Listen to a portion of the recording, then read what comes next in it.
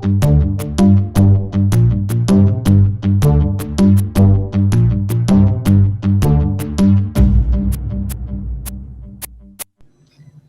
now we're going to have a very special presenter. Her name is Kinga Orsolya Szilagyi. Kinga is from South Africa. She's the founder of Luminescence and has a master's degree in horticulture engineering and a postgraduate in marketing from Budapest University of Economics, with experience in business, leadership, and development. Okay? The aim of the presentation is to bring into awareness that the fact that every individual student is part of a bigger system, and their historical roots are instrumental in determining their choices, preferences, attitudes, possibilities, and achievements. Also, this presentation will introduce the educators to the systemic consciousness and laws that we subconsciously follow. Okay, and finally, to share some techniques that the educators can use to help the students to overcome limited beliefs and result in newly formed strength and regain life force.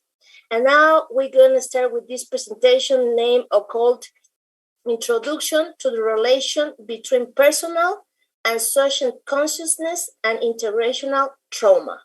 Thank you very much, Kinga, to be here with us, and welcome.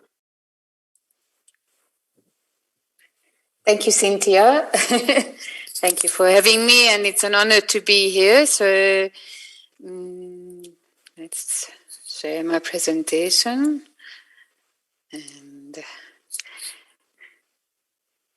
so, as Cynthia mentioned, this presentation is about just an introduction into the relations between personal and social consciousness and intergenerational trauma.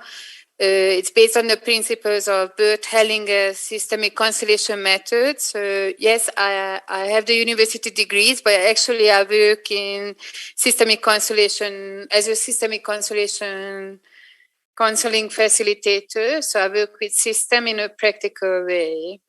And even though the trauma-informed education, counseling, and therapies are gaining more and more interest in working with people and students, the possible effects of intergenerational trauma are mostly overlooked, and the studies are focused on indigenous people in previously colonized countries.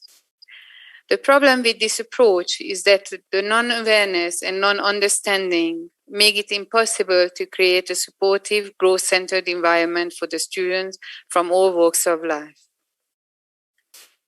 And again, as Cynthia mentioned, the aim of this talk and presentation is to bring awareness to the fact that every individual student is part of a bigger system, and their historical roots are instrumental in determining their choices, preferences, attitudes, possibilities, and achievements. Also, to introduce the educators to the systemic consciousness and laws that we all subconsciously follow. Finally, to share some techniques that the educators can use to help the students to overcome limiting beliefs, blind loyalties, and possible victimhood, resulting in newly formed strengths and regain life force. Obviously, it's not just for educators, it's for parents and for all of us, even our own systems, because every single one of us has been born into a family, has a mother and a father, and this is the truth, even if they were not present in our life.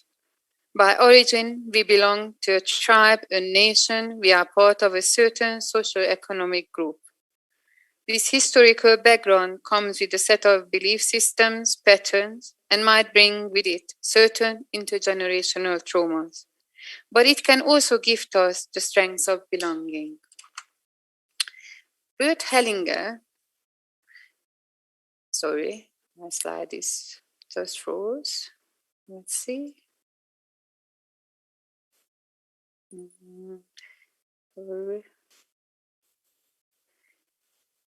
So Bert Hellinger, in his systemic and family therapy method, established that human relationships are all based on the balance of guilt and innocence, which we call consciousness. A clear or guilty consciousness has little to do with good and evil. The worst atrocities were committed with clear conscience. This is called personal conscious, and it is also object-related. We have different standards and expectations towards each of our relationships. Then there is in addition a so-called systemic conscious that invisibly binds us to the fate of our forefathers. And above all there is a third conscious that guides us towards the greater truth and healing. This third conscious brings non-judgment, acceptance into relationships. A caring educator, counselor, or therapist will work on the third level of consciousness.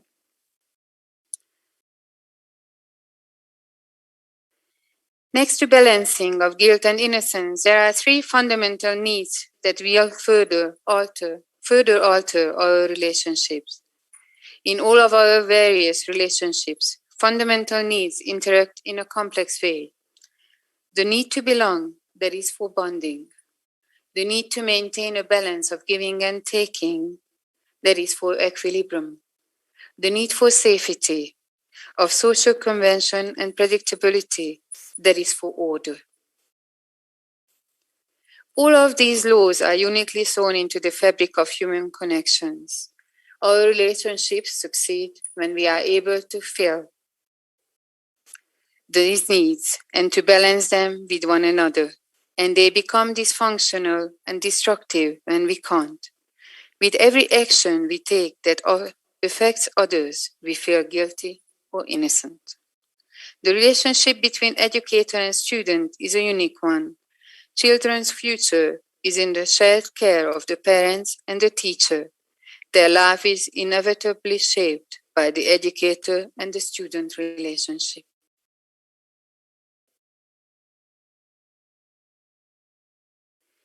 Let's have a look at these three needs above mentioned in a bit more detail. The right to belong. Guilt feels like exclusion and alienation. When the belonging is served, it feels like innocence, closeness, and inclusion. Children accommodate to the group they were born into without question. They even experience it as love and good fortune, no matter how the family actually treats them. We could call this stage imprinting. Our consciousness is clear when we act in a way that our belonging to the group is assured. We have different standards for each group we belong to. It can easily happen that the standards at home and in the learning environment are different, and the students experience split loyalty between family and school. The surrounding environment's expectation of the members determine their life decisions. For example, when the historical belief is that a certain ethnic group is notoriously underachieving and have a tendency to leave studies before graduating, that there is an unconscious pressure on the individual to follow the same path. Dependency strengthens bonding. When we keep ourselves small, weak, and dependent, we prove our loyalty and obedience. A strong example would be generationally carried victimhood and being stuck with the injustices that happened with our ancestors. By that, dividing the society into victims and perpetrators. Belonging demands the exclusion of those who are different. This can bring in gender-based violence, racism, homophobia, intolerance to mental health issues, and many more other issues. Conscience and balance in give and taking. When we receive something from someone, we lose our innocence and our independence. When we take without giving, we feel indebted and beholden to the giver. To avoid this, a lot of people choose the way of fasting. They close themselves off and withdraw from life and need. They justify their not taking by judging the giver. Other people try to maintain their innocence by giving before taking, and often taking less than what they have given. This is called the helper syndrome, and often brings in the feeling of superiority. The third path is fully giving and taking by not withholding in any way.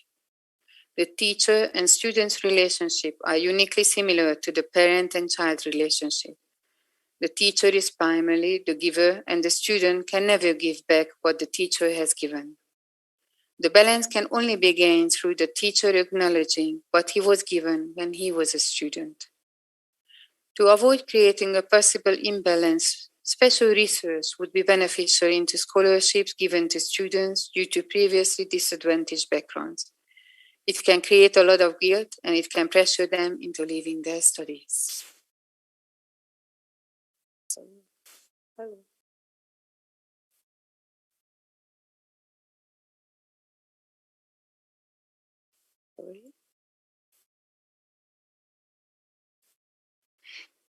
Safety of social convention and predictability. All enduring relationships and communities develop norms, rules, beliefs, and taboos that are binding to their members. These norms set the boundaries of memberships. And how could we create a supportive educational system? And what can we do to create it? Here are some practical examples. Belonging. Acknowledge the student's unique ancestral background. Strengthening the feeling of belonging for students, the families, and also for the teachers by acknowledging their system of origin. Examples of supportive language are: there is a place for you. Share your family history with the class. We were waiting for you, to a new student. We've missed you, to an absent student. How are you feeling today or this week? I believe in you. Give and take. Acknowledge the effort. Balancing the give and take. I see how hard you work. We will figure it out together. You have really improved. I really admire. Social pressure. Acknowledge and teach the rightfulness of differences. Ask the students to write an essay. How will I gift what I have learned to better my community? When we look at an isolated individual and do not recognize the system behind them, we stop ourselves from seeing the bigger picture, and we cut the person off from a possible support they could gain from us accepting their origins. Acknowledgement and research of the effects of intergenerational trauma helps to bring a humanistic approach into the educational system. Thank you for listening.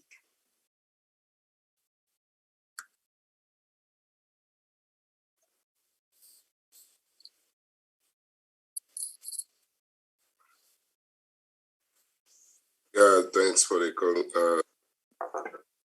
questions from the social media. A lot of them, I don't know how much time we have to ask all of them, if the moderator could permit. The first question for you is, you have mentioned the third consciousness. Yes. And that this is the level of where a caring educator walks from. Would you please further elaborate on this? Like in Ephraim's diagram, you could see there was a truth above everything. There was a truth which goes beyond where we come from. It is a truth or a law of our nature, and it brings in balance. So this is this third consciousness. When we know looking, we acknowledge where someone is coming from, but we also acknowledge that the pain we carry, that is universal. What connects us, love, is universal. So, and then what we need to do, we have to move away kind of bonding by pain and bonding and move towards bonding by love. And for that, we have to introduce this third consciousness, where we move beyond the story and look at another human being as just like almost a part of us, because we share the stories. Thank you. Thank you. Cynthia, do we have more time for questions? Yeah, we have some minutes more. Go ahead. Okay. Number 2 says, how would you practically work with the situation of split loyalty between school and the family? Yes. So with this method that I've created, it very much looks at order and who came first. So the school actually has to kind of acknowledge and honor the origins where the student is coming from, because you cannot separate the child from the environment. They are part of the environment. So for that, the school has to say that you are allowed to be loyal to your parents. You don't have to choose between us and the parent. And if the parent can do the same for the child, then the child is free to study and create the future, what they want to create for themselves. Okay. Number 3 question says, how would you support a student to choose a different path for themselves than their family of origin? That actually lies with the student themselves, because to step beyond that you remember I said maybe the victim mentality or something. So that the student, or as an individual, we have to acknowledge and honor that we come from a bigger system, and we're not a single, like we're not an isolated island. We belong to our family, we belong to the society. And when that is honored, where you come from, then the child can rise. But for that, the student itself has to get to that level to say that I honor my parents, and with that, I'm honoring myself. Number 4, on what ways could you lessen exclusion in the classroom? Mm-hmm. Some things like this. Yes. So exclusion is normally can be lessened when we feel more of, when we share. So you remember I said about that pain we share. So there are so many stories which goes around. And when actually the children learn the similarities, maybe it hasn't happened with them, but maybe it happened in their family. Maybe it happened with their tribe. Maybe it happened with their country. And when they learn these similarities, suddenly it doesn't feel so different, isn't it? We feel the same. It's only on the surface we look different.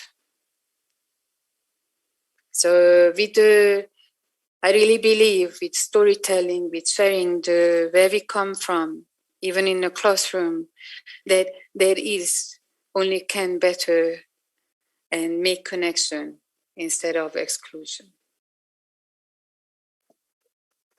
Okay, Cynthia, may I ask my own personal question because she's from South Africa? Of course. Yeah. And we have just time for your last question. Okay. How could we, because the situation in South Africa, I was there some time ago, it's kind of, there's a racial tension between blacks and whites, and how would this integral education help to bridge or help eliminate this tension? Who is black, who is white, who is Native African, and who is a foreigner? Is there a solution for that? Yes. Again, it steps back to the previous question. When we see where we come from, then that helps us to connect. The other thing is there is something with the give and take. You remember, there was that give and take, which needs to be balanced. So the one who's taken too much has to acknowledge how much it costs to the other party. And when that's acknowledged, suddenly there is a movement. So yes, I'm actually from Hungary, so I'm a little bit, on a certain way, I'm out of the system in South Africa. I'm not fully in because I was not here when apartheid was happening. So I am like almost a bridge in between, because I don't carry that generational trauma in my system of being part of the apartheid and all of that. So that's why it's working with me is easier. Because even with the facilitator, there are going to be, let's say if I work with someone, the system's going to meet and merge. And because I don't carry that pain in my system, I'm not indebted on that way, it's the healing is easier, if it makes sense. So, but in South Africa there is a tension, but it's also beautiful to see how Mandela's approach brought in so much healing.